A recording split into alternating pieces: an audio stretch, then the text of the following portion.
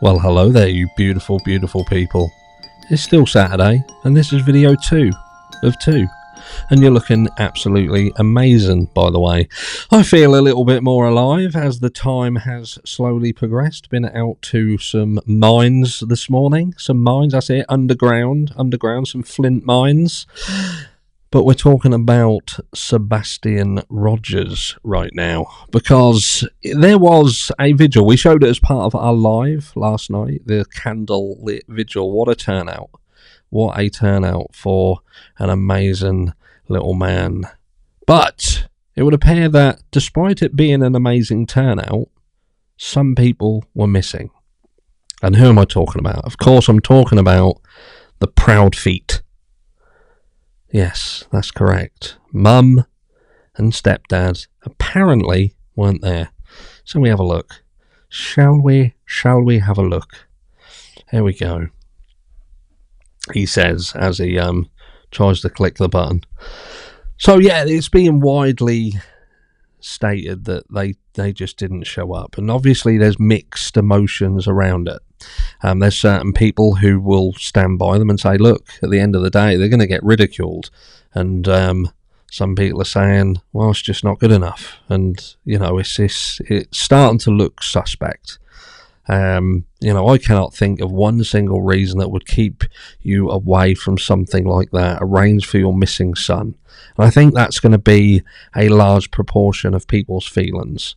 And what I'll say, and let me just come back up on the screen, and I'll say this. Do you know what I mean? It's I can almost excuse the stepdad, all right? And I know that's going to have mixed feelings, but you know, you can be a stepdad and you can love the children, but ultimately they're not your biological child. Not your biological child. And we know there's been seemingly an issue around this specific dynamic with a daughter of, I believe, Chris Proudfoot, and you know, and issues there. And I'm not going to go into that. That's not for this. The whole purpose of this is just to really state, look, Chris Proudfoot, maybe I can get behind the fact that he's just not the biological father. He's thrown himself into work. It would appear, I'm not 100% certain, but it would appear that he seems to have an alibi of some description. Some people may say that's not the case. Some people will say yes, but apparently he did go to work that morning. He turned up at work as normal, and that's been confirmed. And they're stating, law enforcement are stating, that they are absolutely cooperating with law enforcement. And if that's the case, that's not for us to argue that point. That's what's being stated in the public eye. But what I can't get my head around is mum. That's the bit that I just can't get my head round. And this isn't being, I'm not accusing mum of doing anything to her son, but what I am accusing mum of is behaving in a manner that I don't feel is befitting of a mum. I just can't get my head around it. You know, this is a candlelit vigil where hundreds and hundreds of people turn out, but yet mum isn't there. Mum isn't there. And the more people can turn around and say that they're being ridiculed and stuff like that, this is being caused by them. This has been caused by their behaviour. You know, there are many, many parents and grandparents out there. There are many, many people out there who want to have children and can't have children. And there is an expectation from people when they see people with children. There is an expectation of how you would expect a mother to behave. There is an expectation on the stepfather, but ultimately you can have all the expectations in the world, but Chris is not Sebastian's father. He isn't. You know, he's been a stepfather, but you can't give that excuse to mum. You know, mums should have absolutely unconditional love. And in history, we've seen mums support their children through some horrific things. You know, the killer, Paris, and, you know, he killed his little sister. but mum still was Paris Bennett I'm talking about, for those of you who don't know who I am talking about. Yeah, so Paris Bennett, and his mum still stood by him, even though he would state that he specifically done that to attack his mum, to get at his mum, because he knew that action of killing his sister would take away both of his mum's children, him, Paris, and his sister. But yet she stood by him, and we've seen this countless times throughout the past. But when a child's mum is seemingly acting in a way that you question and think, your son is missing.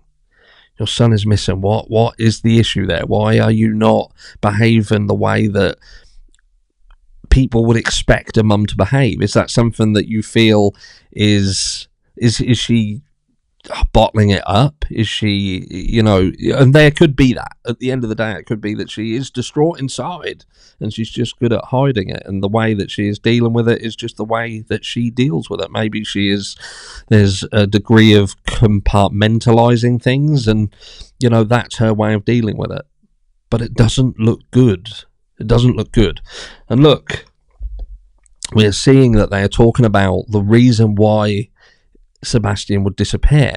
They're calling it, and this is News Nation, by the way, but I think that this is one report that I think a lot of this we can agree with. Sebastian 15 was reported missing February the 26th. Sarah's office, no evidence of foul play, but not ruling anything out. Private investigator, there may have been some trouble in paradise. And in this, they refer back to a specific period in time at the beginning of the year that would see the aforementioned other child come into the fray, and there seem to be some issues around that. And it goes on to state that, there's a custody battle in the background as well. There's been really no leads that have been shared with me by law enforcement. He told me this is Sebastian Rogers' dad. He's talking about this domino effect of events. Sebastian was last seen on the night of February the 26th in the Hendersonville home of his mum, Katie Proudfoot, and stepdad, Chris Proudfoot. Let's just scroll down here a second. So yeah, we know that Chris Proudfoot was in the middle of a custody battle with his ex-wife. We know that the daughter did visit over the Christmas break, and we know that Sebastian was with Seth during that time, she said. Cohen also said she knows there was a Tennessee Department of Children's Services referral to the Proudfoot home. And there are whispers, and again, I'm not here to talk about the ins and outs of what happened there. Conan questioned how the teen would have reacted to tension in the home if he overheard a conversation between Chris and Katie where Chris is saying he can't deal with it anymore, he's out, whatever, that could have been an occasion for Sebastian to just leave. Seth Rogers said he has mixed feelings about whether Sebastian was safe at his mother's home. I've heard some things, and again, we've all heard what these things are. But I suppose my point being is this boy is still missing. If he would have left his home, wouldn't he have not gone to his father, Seth? Do you know what I mean? We can all turn around as well, and despite saying that he was autistic, he could be resourceful. It does get to the point, and I stated this in the last video I did on this case, that resourcefulness does eventually run out, and you have to then kind of question whether the resourcefulness was stretched into this period of time. He's going to need food, he's going to need drink, he's going to need, many things, and he is a 15-year-old, and yeah, I just don't know whether we're now going into that period of time where that resourcefulness would mean that there would have to be other people involved. So are there other people who are helping him? I just don't know. But the behaviour of the mum and not attending this vigil, it doesn't look good. And it does raise questions. And some people may say it's none of our business, but look, there's far too many children going missing where there are no answers, and nobody is held accountable. And ultimately, something happened. Whether he did leave of his own volition, the question has to be asked as to why. What happened that made him leave? And if he left of his own volition, why didn't he then go to his father? Let me know down below what you think. What's going on in this case? And will we ever get answers, or is this going to be another Summer Wells case? or Michael Vaughan even? Let me know down below. I'll catch you all in the next one.